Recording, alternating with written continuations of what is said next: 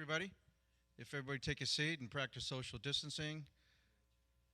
Welcome to the South Creek Fire, or the Creek Fire South Zone planning meeting for October 3rd. If you turn down your cell phones and hold any conversations to a minimum, we'll get started. Update with the current situation, Don.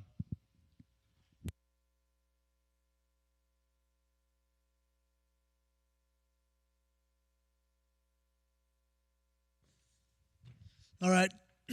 Good afternoon, everybody. Don Fraguglia, planning ops on this fire. I'm going to switch it up a little bit today. Let's start up here on the north end of the fire because that's where the majority of the action was at today. We'll start up here at the zone break and come on down the South Fork of the San Joaquin River. That all looks good today, held in place. No movement there of the fire. But as we continue out to the east here, we had some fire growth today in several spots right about noon. Did get over the South Fork of the San Joaquin River and became established and have started to move out here in the general direction of the Mono Hot Springs. So we do have two crews. We have a fire use module and the Cobras. And they're sitting right about here right now ready to engage that fire, but it's too active to insert crews in there. They don't have good visibility and a lack of lookout. So they're hoping for a change in the fire behavior as the sun gets off the fuel bed, and they will try to assess and see if they can't gain some, at least a toehold out there on that what is now the main fire. It's all grown together. So I don't have an accurate acreage for you, but the last guess was about 200 to 300 acres of fire growth in that area. So we're ready at Mono Hot Springs for night shift tonight. Night shift will not be doing any burning. They're going to strictly be doing point protection of the values at risk out there. The High Sierra Ranger Station, Mono Hot Springs, and we don't think it'll be necessary, but just in case, we're up here at the PAC station for Million Valley Resort ready to receive. Along the Kaiser Pass Road, that was static today. It all held. And then here from the Division Papa Break up to Fire's Edge along this 05 road, that prep is in with the masticators. It's complete, and it's ready to fire when we get the opportunity. We did pick up 2 additional hotshot crews today, or 3 additional hotshot crews today. So we got Laguna and Mount Taylor. We picked up a Region 3 crew, and one other one, AG hotshot, showed up today. So we're getting some horsepower in, which is going to really allow us to gain some containment for sure back here. And depending what the coming days bring weather-wise, we'll obviously be focusing our priorities there in Division November. Moving along down into Division Papa, this stayed put today. No fire growth. We have this all buttoned up. We continue to work this piece here, Sierra Uniform. We did work some rotor wing in there today and continue to gain containment. No movement of the fire. Just a lot of mop-up talking to the CAL FIRE branch out there. They were able to shift some crews and engines around. So we got a lot of good work going in here. Hope to see some black on the map here in the next 24 hours. Around Shaver Lake and around this entire southern end of the fire back to the zone break, we continue to pull hose where we can find it and mop up patrol and answer calls for service. So those are really dwindling. We don't have a whole lot of calls for service any longer down here. With that, that's your situational update. Thanks. Thank you, Don. Next, we have weather with Mark. Good evening to you. This is Mark Pellerito, the incident meteorologist, and I was coordinating up north with the North Zone meteorologist, and we did a balloon today to figure out exactly where that inversion was. And the red line, you see the big bump right there, that is the inversion. At this time, which is 2 p.m., it was around 5,500 feet elevation. Might have gotten another 500 with the rest of the heating this afternoon, but that's kind of what I expect for the next few days. This is already ahead of pace than I thought it would be today. I thought it'd get up to more like 7,000 today, but clearly it was actually a little bit lower. Okay, next slide, please. All right, so this is still the problem. We have a strong inversion, yes, but we have exposed ridges that are super, super dry. They've been getting down into single-digit RHs, which has happened again today.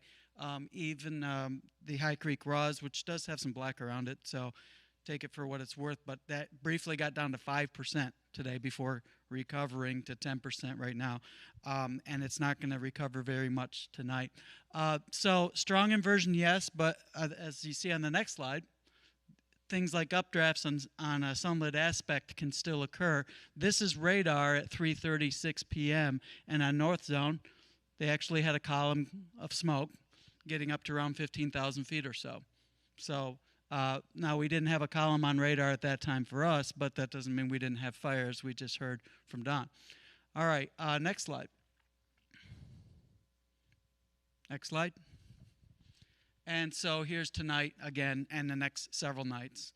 That inversion as it sinks back down during the nighttime periods, getting very, very dry. Recoveries only in the teens to around 20% by dawn after briefly bouncing up this evening. So still unstable up above, still stable with trap smoke down below. And finally, the matrix. You can see that today was kind of the peak day as far as the number of red squares.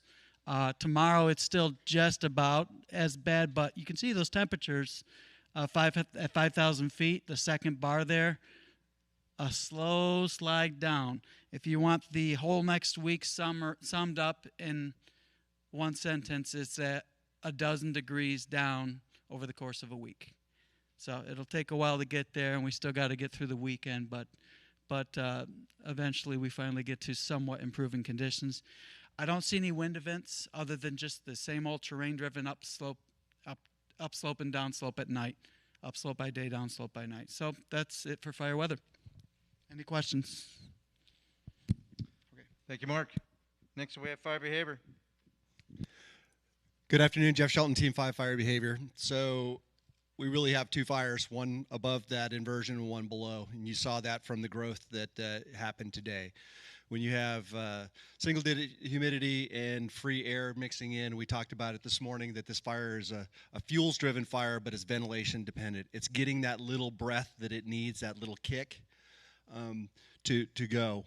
The reason that crossed over that drainage there is where the fire had progressed to the east, the drainage goes from being really, really steep to being more flat as it comes through there. And so that backing fire that had kept it locked into the bottom of the drainage, when that fire progressed into an area that was more flat, that fire just kind of marched across because it wasn't backing. That backing fire was taken out of that equation.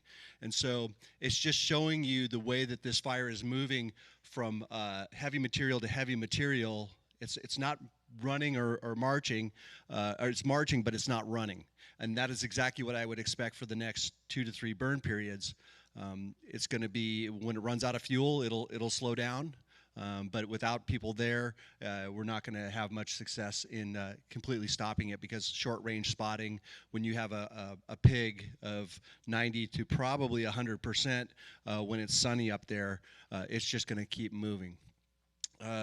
The good part of this, the new terrain that it's in up there, is there's some discontinuity in the fuels until it gets towards Edison Lake out there where the fuels start to get a little closer.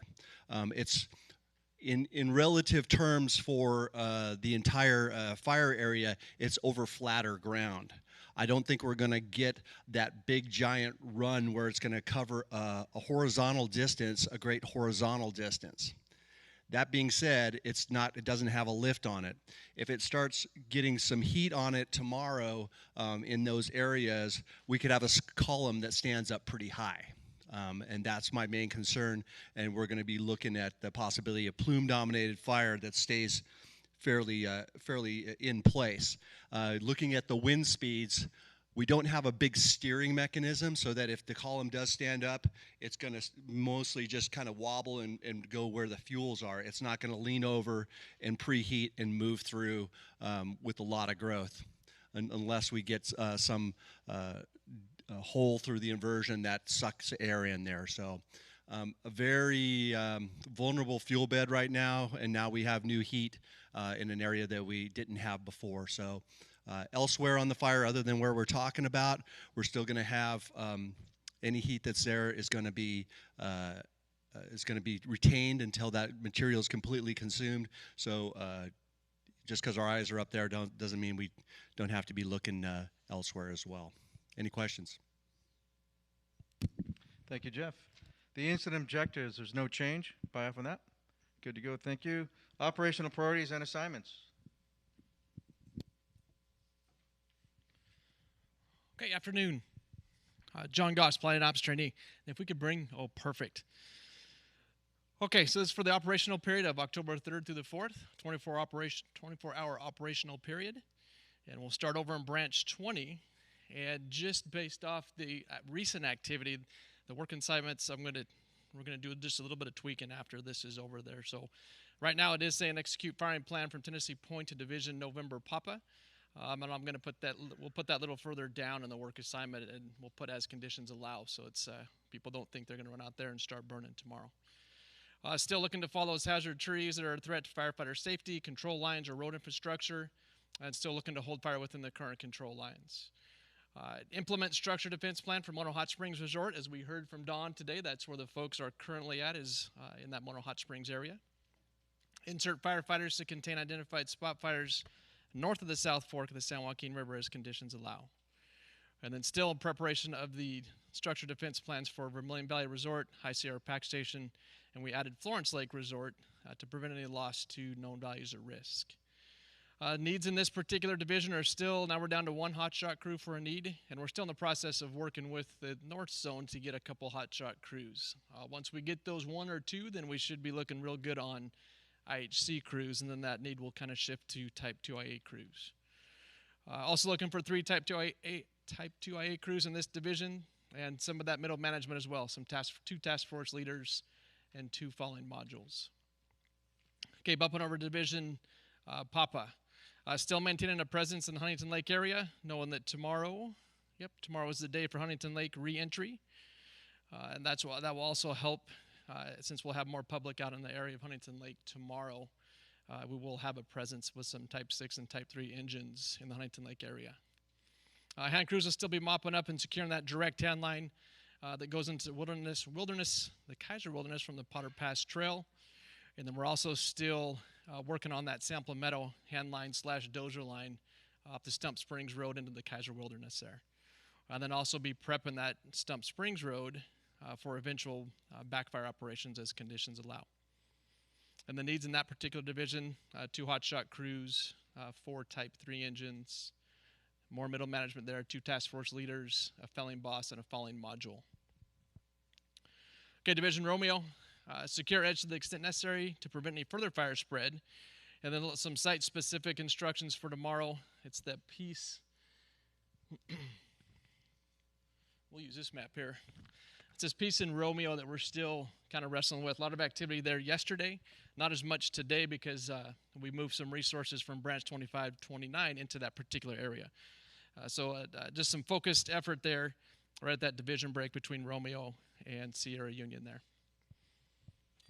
Okay, and the needs in that particular division, some Type 2 crews is what we're looking for in that division there. Just 4, and 1 Type 3 engine.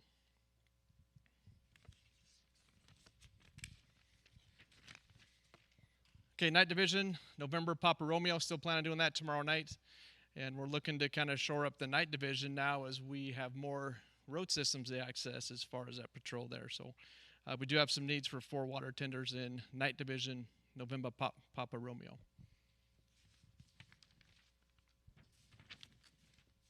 Moving down the hill, this is branch 25 and 29. The SU Victor Whiskey X-Ray Zulu divisions. Very similar work assignments, but with the focused area in Sierra Union, still looking at that division and branch break there. No needs in that particular division. Victor Whiskey, secure an edge to the extent necessary to prevent any further fire spread, and no needs there. And X-Ray Zulu, no needs, with the same work assignments, securing that edge to extent necessary to prevent any further fire spread. So just looking at that, you're seeing that a lot of the stuff from X-Ray Zulu, Victor Whiskey are all being funneled into Sierra Union, and that's, again, just to go after those problem areas to get some of those unburned islands and then those spots that did get across the perimeter line there.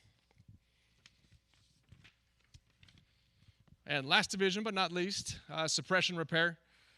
And there's still same focus areas there, Shaver East, Shaver South. The road repair group, a little bit of a different work assignment today, because there is a little bit more of an emphasis on the Stump Springs Road. A lot of hazard trees coming that were felled, that have been felled, and some road work as well. And then this is a division that, as you guys could see on the screen, is full of heavy equipment there. So 4 excavators, 6 massacators, 4 skidders, feller bunchers, graders. I forgot about our 14 water tenders as well. And the needs in this particular division is some overhead task force leaders. Okay, and Air Ops there. No change in the Air Force tomorrow. Still have 4 Type 1 helicopters and the 5 Type 2 helicopters and the 2 Type 3s. The good news is we've got our team Air Ops back now, so we'll have an Air Ops on both sides of the river now, which is good. Don's been doing a heck of a job filling in his Air Ops, but that definitely needs some really specific attention, because as we started flying a lot more, last 2 days, we've definitely been flying a lot more. So any questions? Thank you. Thank you, John. Next, we got safety.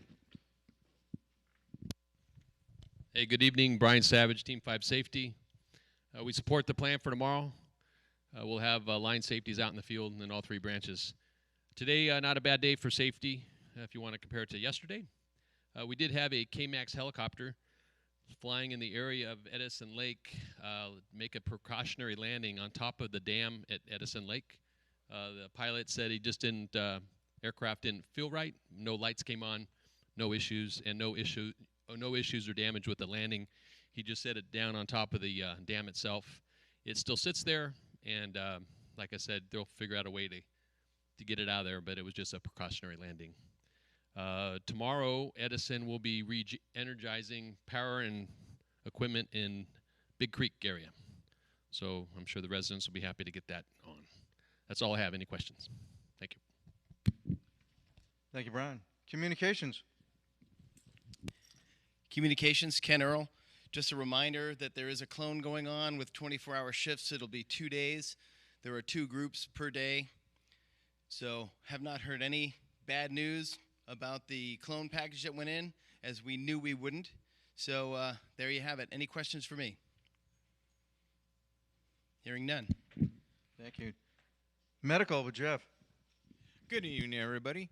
Jeff Carlin Medical. So we're working to get China set up for success. Frontline's moving up there. We got confirmation that the main medical support trailer will be there tomorrow morning. We still do not have our fills on our REMs, so I need a little more good thoughts coming this way for that. Here at ICP, I'm going to start looking for some cooperations from unit leaders and stuff. As you see, we put up a new sign, and we just need to get a better job at capturing our visitors that are coming to ICP.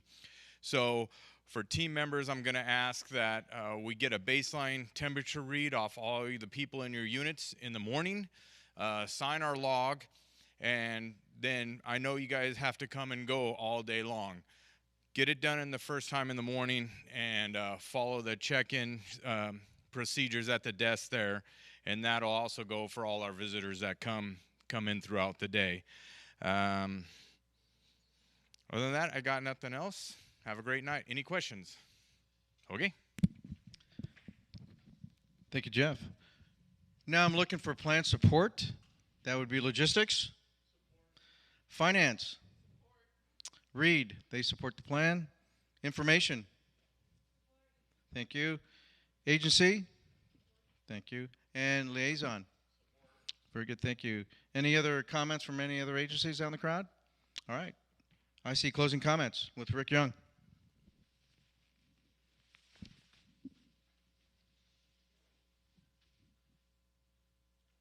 All right, so just 2 things real quick. First of all, I want to talk about what Jeff talked about. It is the expectation that every team member will enter the door over there in the morning, follow the appropriate protocols, fill out the appropriate paperwork in the morning. We got to set the example for the folks. Any visitors as well, we'll go through there. And the other thing I want to make sure we mention on the safety message tomorrow and in all the divisional breakouts is the increased traffic due to the forests and the folks coming up to visit their stuff up at Huntington Lake there. Make sure we really drive that home.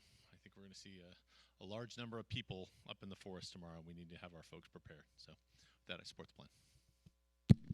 Thank you. Okay, for some closing comments, IAP components are due at 1900. Next operational briefing is 0700 in the room, and we'll be live streaming to the 2 camps that we have, Sierra and China Camp. Next planning meeting here is in this room, 1700 hours tomorrow, and a CNG 1200 meeting here in this room also. Don't forget to turn your cell phones on and have a good night. Thank you.